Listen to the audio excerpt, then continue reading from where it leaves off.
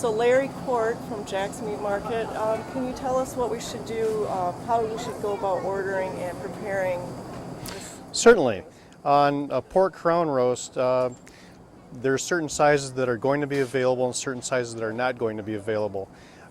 Traditionally, the smallest you're ever going to be able to make is going to be approximately 10, maybe 12 ribs on a pork crown roast. Smaller than that is really not necessarily available because we do need two pieces to roll around into a ring, and anything smaller than that is just sometimes not able to be done. We have less than, say, 8 or 10 people for a dinner party.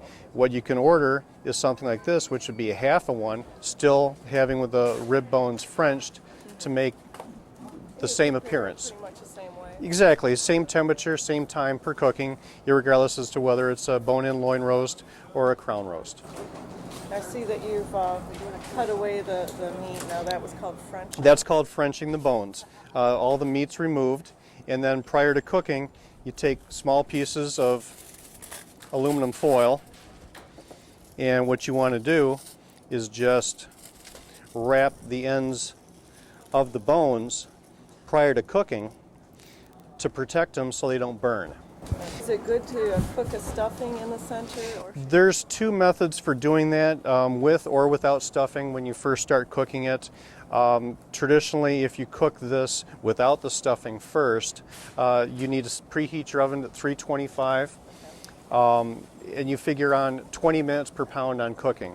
If you're going to cook it with the stuffing in it, you need to increase the temperature to 350 and also the cooking time 25 to 30 minutes per pound instead of 20 minutes.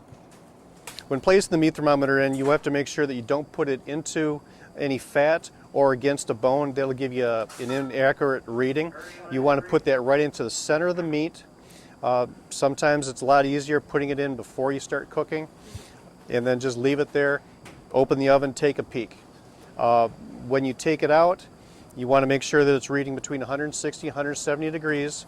You let it stand for approximately 10-15 minutes, and if it is at 160 to 165, that temperature internally is going to go up. How far in advance should someone call to request something like this?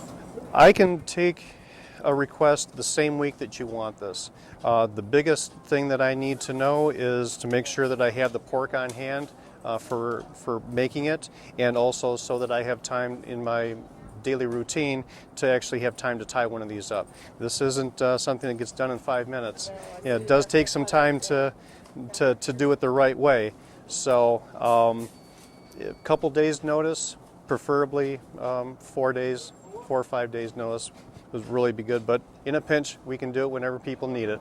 And do you suggest brining a pork like this? No, not really. Because it is still a bone-in product, it does retain a lot of the moisture. And most of the time, brining is to make sure it doesn't dry out and also to increase the tenderness if you've got a cut that's maybe not quite as tender. A nice roast like this, quite honestly, the ones that I've cooked in the past, the bones pull out of the meat when it's done.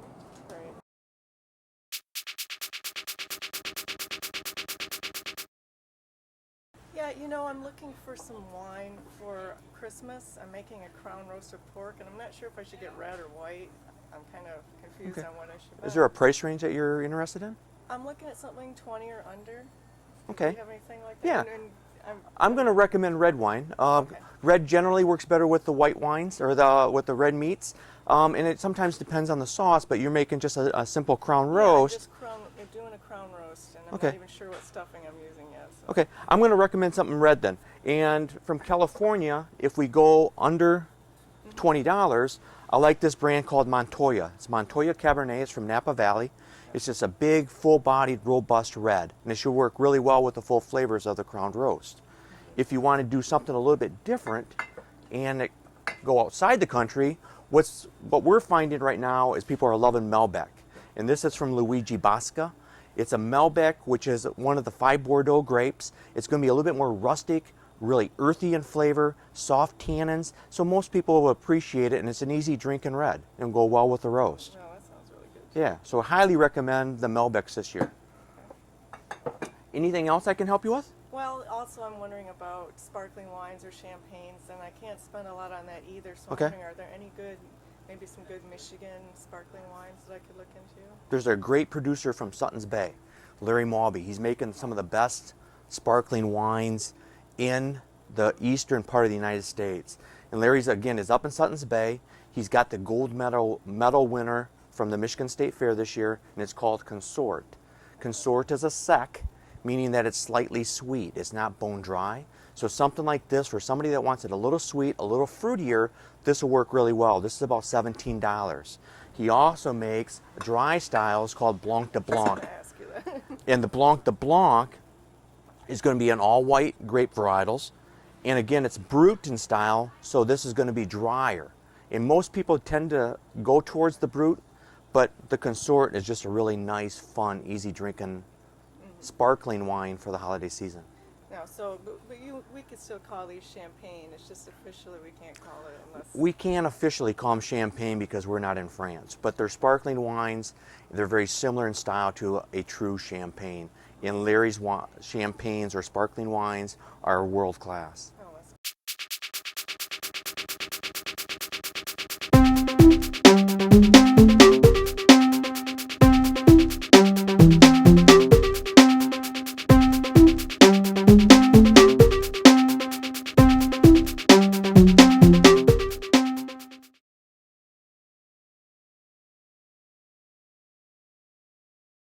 When we get into eggnog, we use real eggnog, but it's crazy.